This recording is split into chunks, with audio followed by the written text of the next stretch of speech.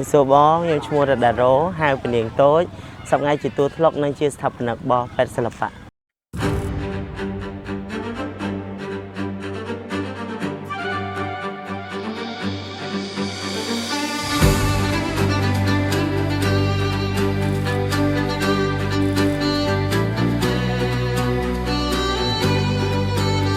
hay chiaนิสิตประกอบการศึกษาในสกอตเชลัยผู้มาวิจัยศิลปะชนำตีบุญไอกเตะดักนอมเรื่องระบำประเพณีมูลค่าได้จุ่มโดยย่อยเยื่อประกาศกรมเป็นศิลปะคือจับประดามปีเชียมจิกไม้ให้ยื่อเมียนใบดงจิกไม้ให้ยื่อจีเนศิลปะเมียนตรึสได้บอศาสตราจารย์ลูกเนี่ยครูก็แต่งแต่ใหญ่ท่าศิลปะคือจีเอาซดเชียบาเพลย์จัดให้กำลังเปย์ปัญหาสังเกตไงมาเพย์บุญกะกระดาปีปอมาเพย์แผมยมเคยบองปอนไปจีจนเพียสักจานให้ยมกระทากำลังเปย์นั้นกอดประกอบจีมินเพียตันตั้งหนึ่งพอวิบะเชิญ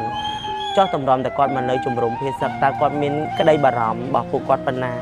มาดอลให้ยมเคยยมตัวยอดบานโดยซาแต่ไปจีจนขมายอัดบานถิ่มจัดในขนมการเมียนสังเกตอัดบานถิ่มท่าครูนไอหนึ่งเถยจะเจนบีบเตะกระโปรงแต่เก้งhai nè kháกระโปรงตาเหียนจีบเซ็กไม่ในขนมสลาแต่เพียบต่างอันนั้นบ้าสมัยยมตัวยอดบานเนี่ยยมปัจจีอันนัดปุกกอดได้เถยจะเจนบีบเตะกอดเถยมารุ่นเนอปะบะจุ่มคณีโดยซาแต่การเชียนเปลี่ยนบ่ประเทศจัดคางบ่เยอะมือจอรูปใส่ละอองลมป้อกระกายบ่ขมิ้นตวงไว้ตัวใส่เป็นอังนือเลอทางได้เนี่ยเรียกกันใส่บางไว้ฮะเจอสัญญาจะทำไรผมมองสถานที่บูชาตั้งแต่ถ่ายมีนาผมมองงานนายตัวไว้ขนมเนียมยังจีเนศิลปะยังอัดไอออกได้ชมเมื่อบานตัวใบจียังในกระไหลได้สบัดเพียบปัญหายังกระดาบุกกอดได้ซาแต่ยังจีไปจีจนขมายโดยนี้จะไงเติบโตเอาปุ๋ยยมประโมนี้ดำใบประกาศจีกรมเป็นศิลปะมวยจอมมาสำได้ในตามชมรมเพชรซักใจจูนดาวมองโอมันตุสนาเอากอดบานโยดังอ่ำปีการุณเนอร์ก็โดยจีโยดังปีวัปทวศิลปะในตุสนาเพียบบอกมายังพ้องให้ก่อจีจำหน่ายมวยในขนมกาชื่อบาเพลย์จัดประตูปะทอยเพียบตันตั้งแต่ดอกจอบในขนมอารมณ์มาปุกกอดพองอันใหญ่บานท่าถอยปุกกอดทุสราบานมาเปย์ได้โจรวมจะสำได้จูนเอาบองโอนออกเนียนเอาไปบรรทุกบรรทอยในเพียงตันตั้งจ้า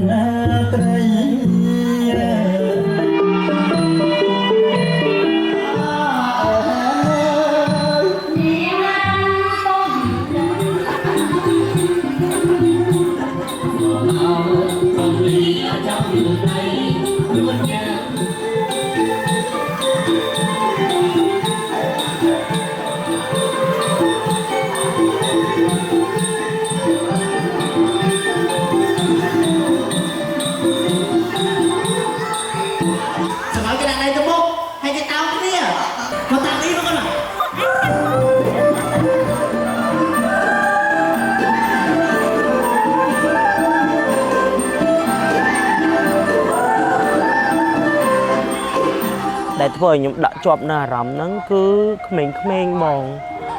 អូខ្ញុំធ្លាប់ទៅសម្ដែងនៅសាលាតាមសាលានៅខេត្តពួកគាត់សប្បាយអារម្មណ៍ពួកគាត់អត់ដូចពេលគាត់នៅជំរំទេពេលគាត់នៅខេត្តគាត់អត់មានអារម្មណ៍ថាគាត់តានតឹងនឹងត្រូវការទៀមទាយើងប៉ុន្តែពេលមកដល់ជំរំគាត់និយាយថាបងស្អែកមកទៀតអត់បងអាសាមកលេងពួកខ្ញុំផងទាំងដែលពួកគាត់អត់ត្រូវការបានន័យថាគាត់អត់ចាំបាច់ត្រូវការពួកយើងមកធ្វើឲ្យគាត់សុបាយទេតែប៉ុន្តែផ្ទះគាត់សុខសប្បាយបាត់ហើយអារម្មណ៍មួយខ្ញុំពិបាកទទួលយកខ្ញុំនៅតែនិយាយថាខ្ញុំពិបាកទទួលយកដែលពួកគាត់ត្រូវមកសម្រាប់ជុំគ្នាអញ្ចឹង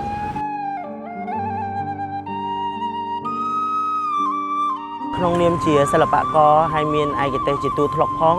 ខ្ញុំអាច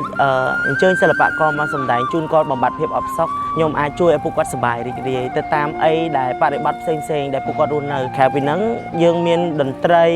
ដែលសម្រាប់បំពេអារម្មណ៍ពួកគាត់ហើយខ្ញុំអាចជួយរកនៅជំនួយផ្សេងៗដូចជាសម្ភារៈប្រើប្រាស់និងតុក្កតាសភៅសម្រាប់យកមកជូនក្មេងៗឲ្យពួកគាត់មានអារម្មណ៍ថាមានភាពកក់ក្ដៅបន្ថែមសេចក្តីបារម្ភធំបំផុតហ្នឹងគឺក្មេងៗបងភាគច្រើនពួកគាត់អត់បានរៀននៅពេលគាត់បានរៀនគាត់មកនៅជំនុំជុំគ្នាអញ្ចឹងគាត់ពិបាកនៅក្នុងការរស់នៅដែរហើយក្មេងៗគឺអត់ចង់ឲ្យគាត់មានអារម្មណ៍ថាដកជាប់នៅរឿងសង្គ្រាមនឹងច្រើនចង់ឲ្យពួកគាត់រៀងមានអារម្មណ៍ថារៀងសុបាយបន្តិចដើម្បីបន្ធូរបន្ថយភាពតានតឹងរបស់គាត់ហើយឲ្យគាត់មានអារម្មណ៍ថាកក់ក្ដៅដែលពួកយើងដែលជាអ្នករស់នៅកន្លែងមានសុវត្ថិភាពមកផ្ដល់ភាពកក់ក្ដៅជូនពួកគាត់នៅជំរំភាសាអារម្មណ៍ដែលខ្ញុំទទួលបានពីពួកគាត់ថា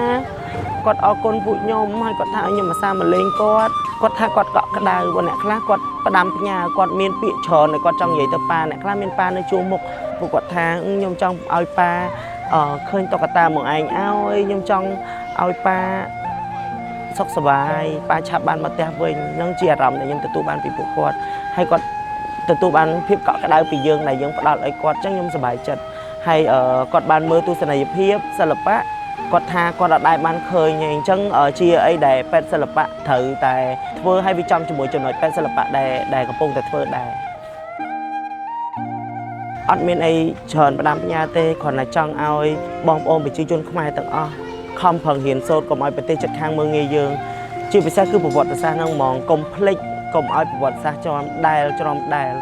គេអាចឈ្លានពានយើងតែយើងមិនដែលទៅឈ្លានពានគេ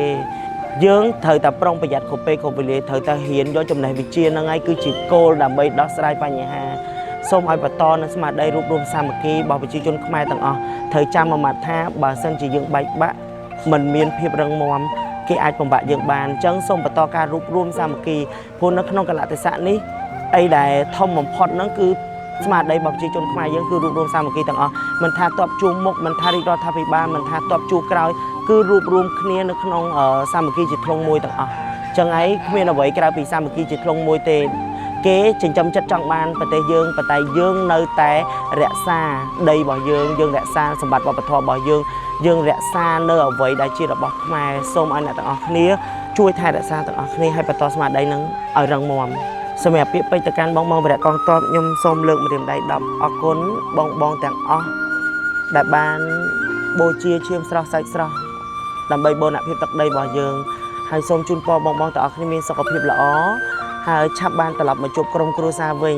យើងអត់ចង់បានទឹកដីអ្នកណាឡើយយើងគ្រាន់តែចង់រក្សាទឹកដីរបស់យើងឲ្យនៅថិតថេរគង់វង្សជាអមតៈសម្រាប់កូនចៅជំនាន់ក្រោយសម្រាប់ពួកខ្ញុំដែលជាជួរក្រោយដែលជាប្រជាជនខ្មែរខ្ញុំសូមដឹងគុណនិងអរគុណបងខ្លាំងមែនទែនហើយយ៉ាងណាក៏មិនភ្លេចអរគុណដល់រាជរដ្ឋាភិបាលដែលតែងតែរិះរកនៅគ្រប់មធ្យោបាយដើម្បីថែរក្សាប្រជាជនក៏ដូចជារកដំណោះស្រាយការពារប្រទេសកម្ពុជារបស់យើងឲ្យរួចផុតពីសង្គ្រាមហើយអរគុណដល់បងប្អូនប្រជាជនខ្មែរទាំងអស់ដែលមានកម្លាំងរួបរวมសាមគ្គីនិងស្មារតីស្នេហាជាតិដែលទើបធ្វើឲ្យយើងមានកម្លាំងសាមគ្គីនេះរឹងមាំ